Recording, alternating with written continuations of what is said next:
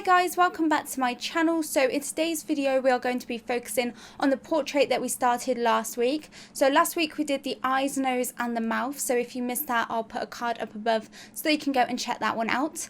And this week we're going to be focusing on drawing the skin. So I'm going to show you how to layer skin and also choose the right skin tones. Also, for you guys over on Patreon, I have got the 3-hour real-time version of this, complete with voiceover, so that you can follow along with me. And for you guys that are interested, I do up to 15 real-time tutorials a month for just $5 on Patreon, so I'll leave links in the description to where you can find that. Anyway, let's get on with the tutorial. Okay, so firstly, all of the materials that I'm using throughout this tutorial are all listed in the description below, along with links to where you can get them if you want to buy them yourself.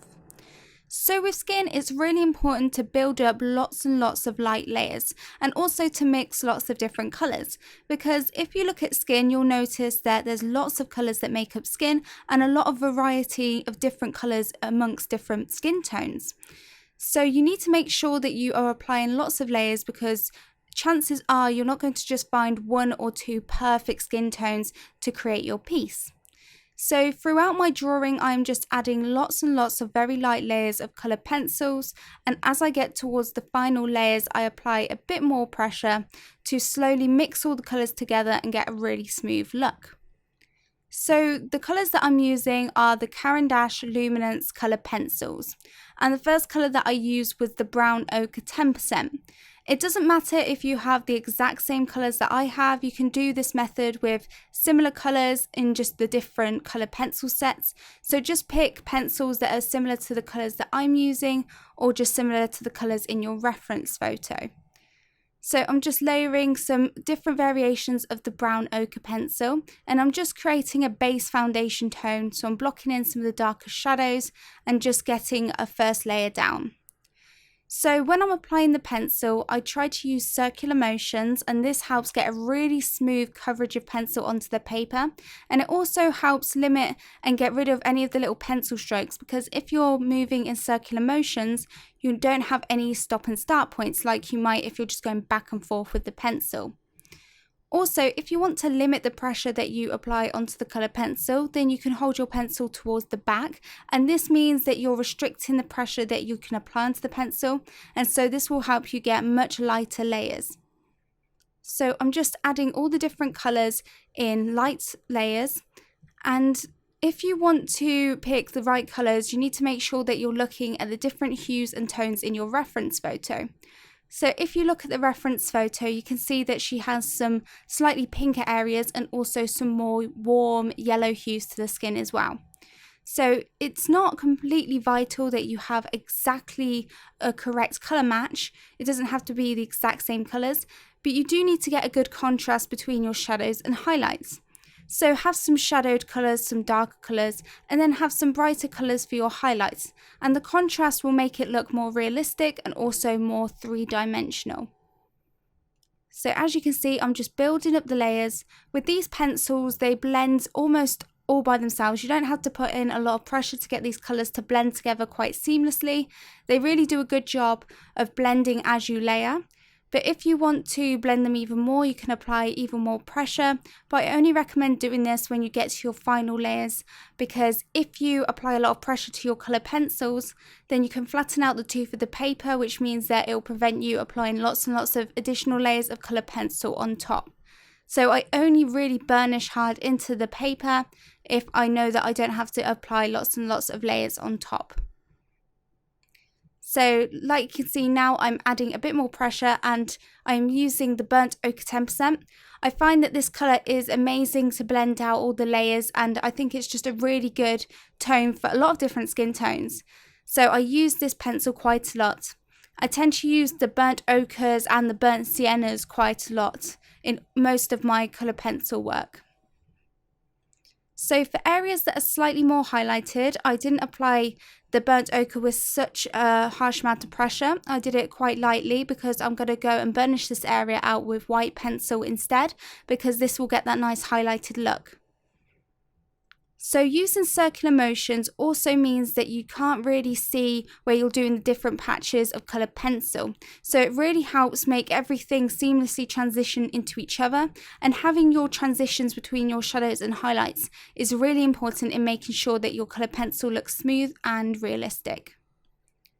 So when I'm burnishing, I'm applying a bit more pressure. I hold my pencil more towards the tip and I hold it upright a bit more, and I just burnish using circular motions, and I just want to mix out all of those little pencil strokes so it's just really smooth.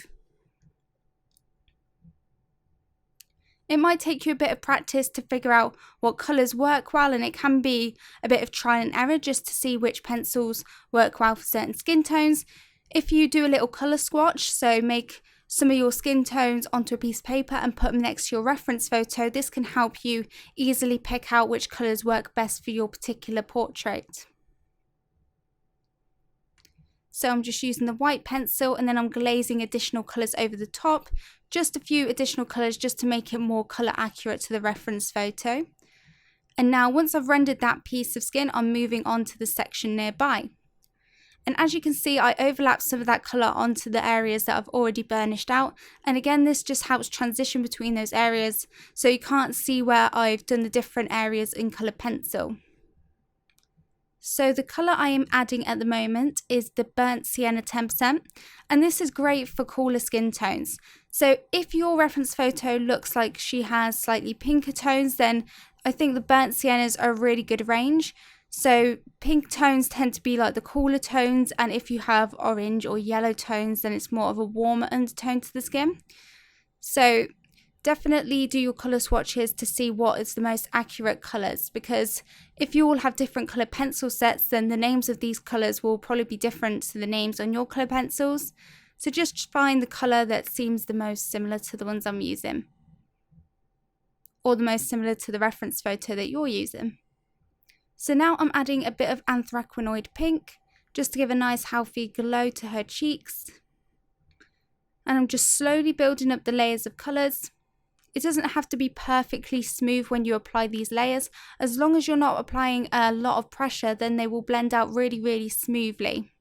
So even if it looks a bit messy, you can still get a smooth finish if you're making sure that you're not pressing really hard on your pencil, because this can push those individual pencil strokes into the paper. So I'm just continuing to add the pencils, and I'm leaving the more highlighted areas with lighter pencils on and not as many layers, because I'll burnish them out with the white pencil. So now I'm just burnishing with quite a lot of pressure onto the paper.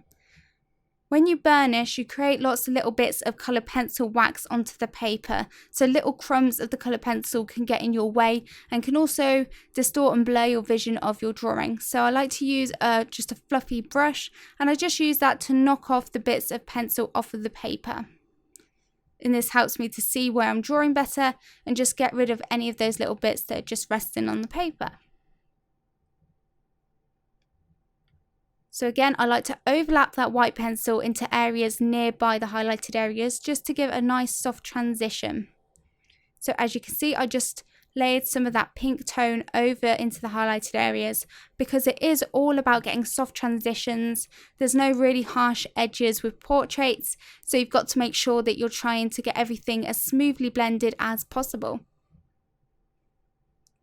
So now I'm just adding the shadows. It's really important to notice where the shadows and where the highlights are in your reference photo. So if you're doing your sketch and you're sketching out the drawing, then it could be useful to block in the contour lines of where the shadows and the highlights are. So again, I overlaid some of that white pencil onto those shadowed areas just to again help softly transition into the areas nearby. So now I'm working on the forehead, and I'm using the raw umber 10%. So this is a really good shadowed colour. I love using this for shadows. The raw umber range is just a really good shadow base layer. And now I'm going to go and layer lots of additional colours on top. So where there's pinker areas on the reference photo, I'm using the burnt sienna 10%. And then for the left hand side, where it's slightly warmer, I'll use the burnt ochres and brown ochres. So as you can see, this looks quite messy. You can see some of the lines, but because I've not been applying a lot of pressure, they will really easily blend out to create a really smooth finish. You can also use the side of your pencil to get some shading in if you're trying to shade a large area. So now I'm adding the burnt ochre 50%, which is quite an orangey tone. I'm applying a bit more pressure on some of the more shadowed areas. And again, I'm looking at the shadows and trying to notice where the contour lines are. I'm also adding a bit more raw umber and also a bit burnt sienna 50%. And now I'm going in with the burnt ochre 10%, which is the lightest burnt ochre, and I'm just using that to blend out all of these areas of skin and just to give it a really smooth finish. I'm going in circular motions and I'm just working in all of the angles to really blend out all of those little individual pencil strokes and really blur all of those colours together. For the lighter area, I'm mixing in some buff titanium and also some white just to blend that out. And you can see these pencils are so creamy. They're the creamiest colour pencils I've ever used, and I don't have to really apply a lot of pressure to get them to blend like I had to do with, say, the Prismacolors. So I just think they're so much better, and it doesn't hurt your hand as much to burnish large areas because you don't have to apply a lot of pressure. And so I love using the Caran d'Ache Luminance. They are a bit more expensive, but they're definitely worth it, especially because you only need a small amount of the skin tones to do a portrait like this. I didn't use loads and loads of colours, so even if you just buy them singly, just get a few of the portrait colours to add into your set of other Prismacolors, then it's definitely worth it. Anyway guys, that's it for today's tutorial on drawing skin. Remember, I've done the other tutorial where I drew the eyes, nose and the mouth. I hope you found that useful. If you're new to my channel and you enjoyed the tutorial, make sure to hit that subscribe button because I have new tutorials every single week. And if you want the longer version, then remember that's on my Patreon as well. Thank you for watching and I'll see you in my next video. Bye!